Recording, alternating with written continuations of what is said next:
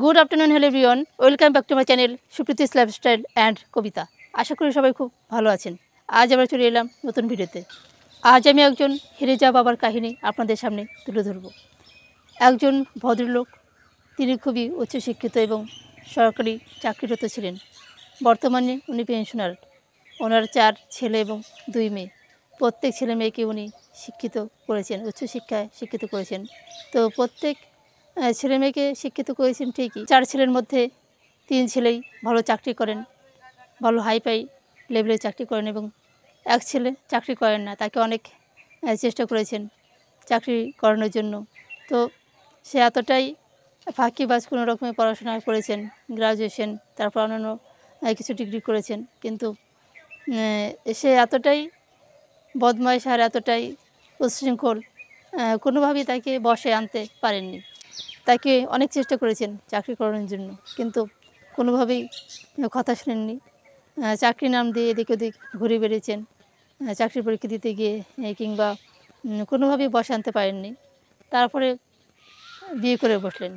তো বিয়ে করার পর মা বাবা ভাবলেন যে কোনো একটা সোর্স অফ ইনকাম বেছে নেবেন, কিন্তু সেটা আর হলো না। এখানে ঘুরছে সেখানে ঘুরছে, ঘুরতে ঘুরতে মানে আজকে একটা কাজ ধরছে সেটা ছাড়ছে, আবার আরেকটা কাজ ধরছে সেটা ছাড়ছে, এইভাবে অনেক বছর কাটিয়ে দিল। তারপরে বিভিন্ন জায়গা থেকে কাজ করছে, কাজ করে আবার সেখান থেকে টাকা ধার করে নিয়ে আসছে। ইনকাম যতটা করছেন তার থেকে খরচ বেশি করছেন। টাকাগুলি সম্পূর্ণ উড়িয়ে দিচ্ছেন এদিক সেদিক করে। তারপরে বিভিন্ন জায়গায় ঋণ করে, টাকা ধার করে, তারপরে বিভিন্নভাবে টাকাগুলি অপচয় করে ঋণের বোঝা বাড়িয়ে তুললেন। তারপরে এমনকি শেষ পর্যন্ত নিজের সমস্ত প্রপার্টি, সমস্ত কিছু বিক্রি করে নিঃস্ব হয়ে গেলেন। তবুও কোনোভাবে হার মানছেন না, কোনোভাবেই না। মানে ভাঙবে তো মস্কাবে না, এমন একটা ব্যাপার। ওই ভদ্রলোক যেহেতু সরকারি চাকরি করতেন, অনেক বড়সড় হাইফাই লেভেলের একটা চাকরি করতেন, রেলওয়ে চাকরি করতেন। তো অনেক বছর চাকরি করেছেন, অনেক অনেক বছর। তারপরে রিটায়ার করেছেন, অনেক টাকা পয়সা জমিয়েছিলেন, বাড়ি গাড়ি করেছেন, তারপরে পেনশনার।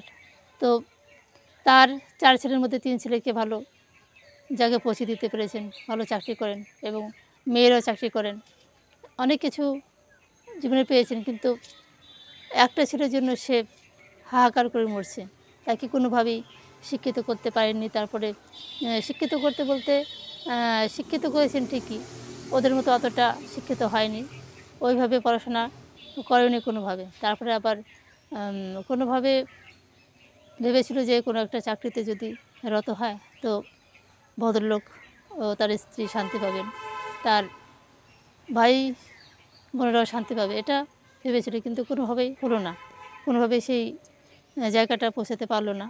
তারপরে চোখের সামনে দেখছি যে সবাই চাকরি করে আর ভদ্রলোক পেনশন পান, কিন্তু একটা ছেলে অমলেশ হওয়ার জন্য সে কোনোভাবে শান্তি পান না। যতদিন বাঁচবেন ততদিন তার মনে কষ্ট থাকবেই। তো সব বন্ধুদেরকে বলবো যে কোনো মানুষ যদি খারাপ হয়, দেখবেন তার জন্য সম্মান পাওয়া যায় না। কোনো মা বাবার যদি একটা সন্তান যদি খারাপ হয়, প্রত্যেকটা ছেলে মেয়ে যদি ভালো হয় আর একটা যদি খারাপ হয়, তার জন্য দেখবেন মানে সেই পরিবারটাই নষ্ট হয়ে যায়, পরিবারটার একটা বদনাম হয়ে যায়। আর সবথেকে বড় কথা হলো যে মানুষ সবসময় বেশি শিক্ষিত হবে এমনটা নয়, সবার ব্রেন তো এক নয়। মানে চেষ্টা করে মানুষকে চেষ্টা করতে হবে, চেষ্টা করে যতদূর এগিয়ে যেতে পারবে। কিন্তু চেষ্টা না করে যদি সময়টাকে অপচয় করে, সেটা তো ঠিক নয়।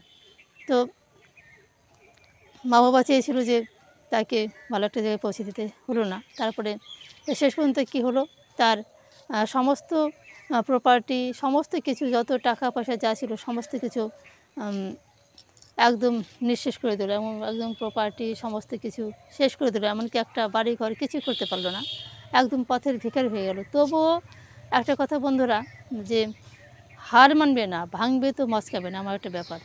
তো কিছু মানুষ এমনই আছে যে জীবনে হেরে যাবে, তবু হার মানবে না বা পরাজয় স্বীকার করবে না। তেমন ওই ভদ্রলোকের ছেলেটা। তো ভদ্রলোক আমার পরিচিত একজন ভদ্রলোক। আমরা ছোটোবেলা থেকে দেখেছি সেই পরিবারটাকে।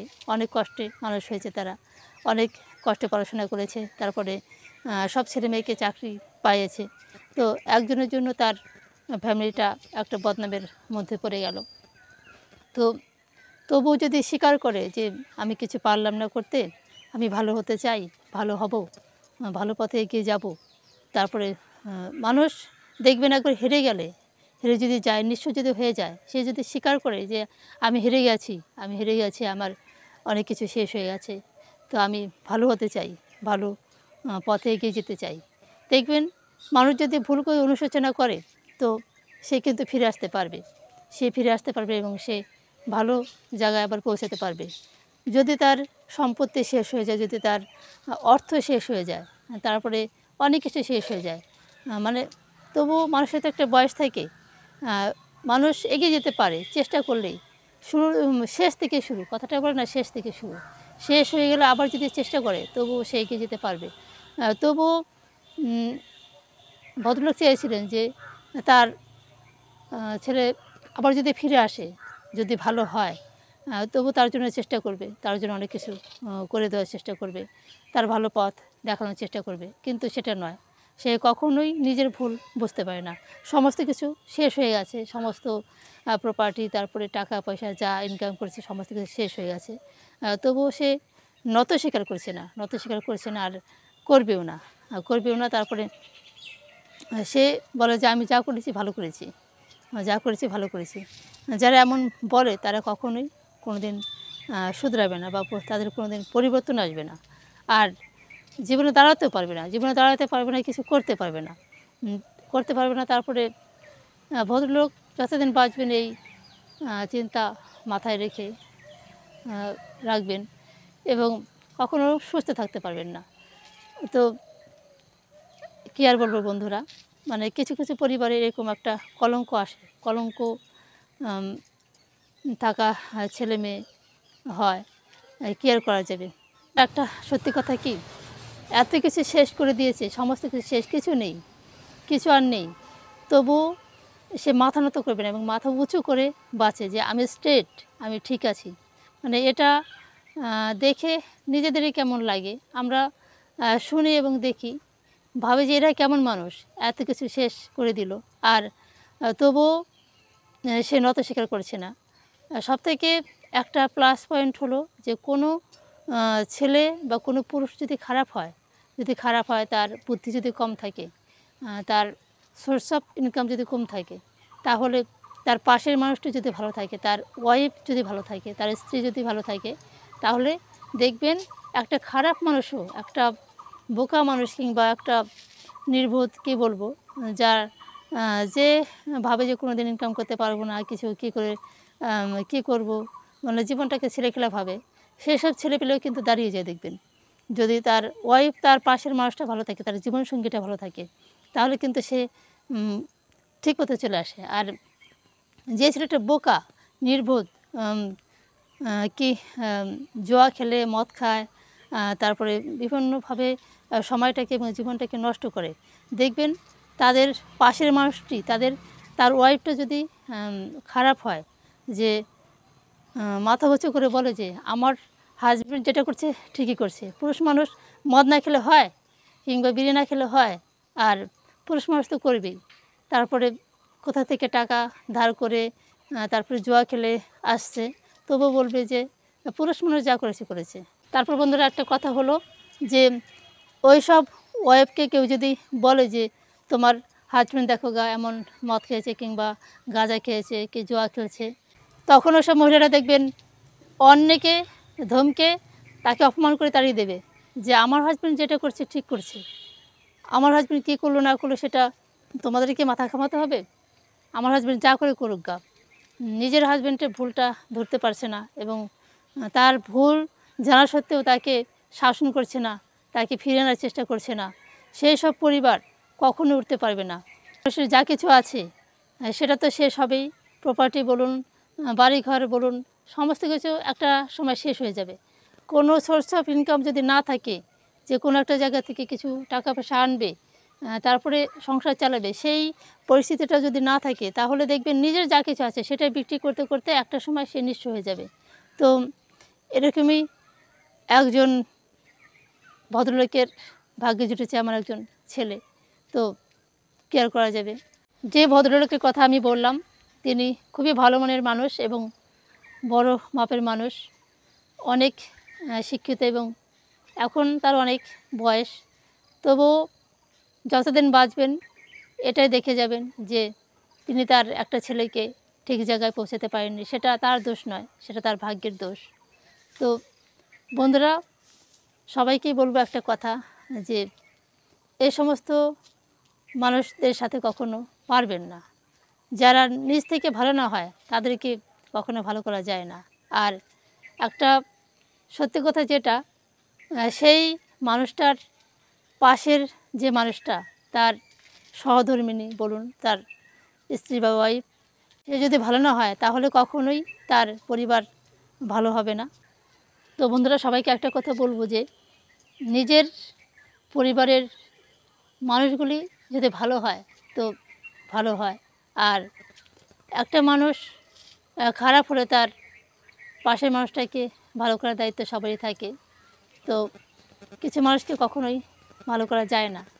তো বন্ধুরা, সবশেষে একটা কথা বলবো যে সব পরিবারের মানুষ সমান হয় না, পরিবারের প্রত্যেকটা মানুষ সমান হয় না। কেউ ভালো, কেউ খারাপ, কারো ব্রেন কমা, কেউ ভালো। তো সেটা পরের কথা। কিন্তু ভদ্রলোক চেয়েছিলেন যে তার পরিবারের প্রত্যেকটা ছেলে মেয়ে যেন সুশিক্ষায় শিক্ষিত হোক এবং তারা প্রত্যেকেই ভালো একটা জায়গায় পৌঁছাক এবং চাকরিতে কর্মরত হোক। কিন্তু সবাইকে করতে পেরেছেন, একজনকে পারলেন না, কেননা সে কোনোভাবেই তার কথা শুনেননি। তো সেটা তার ভাগ্যের দোষ, কিছু আর করার নেই। তো সবাইকে একটা কথা বলবো যে পরিবারের প্রত্যেককে মানিয়ে নেওয়ার চেষ্টা করবেন। দেখবেন যে পরিবারের যে ছেলেটা বা মেয়েটা কোনোভাবে একটু কমা হয়ে গেছে কোনো অংশে, সে কোনোভাবে এগোতে পারছে না, তাকে যথাসাধ্য চেষ্টা করবেন তাকে এগিয়ে নিয়ে যাওয়ার জন্য এবং তার পাশে দাঁড়াবেন। আর যদি কোনোভাবে চেষ্টা করেও পারেন না, সেটা পরের কথা। তো চেষ্টা করবেন পরিবারের প্রত্যেকটা মানুষকে ভালো রাখার এবং তাদের পাশে থাকার। তো বন্ধুরা, সন্ধ্যা প্রায় হতে চললো, ভিডিওটা এখানে শেষ করলাম। সবাই ভালো থাকবেন, সুস্থ থাকবেন। আর আমার চ্যানেলে নতুন হলে অবশ্যই আমার চ্যানেলটাকে সাবস্ক্রাইব করে আমার পাশে থাকবেন। ধন্যবাদ সবাইকে।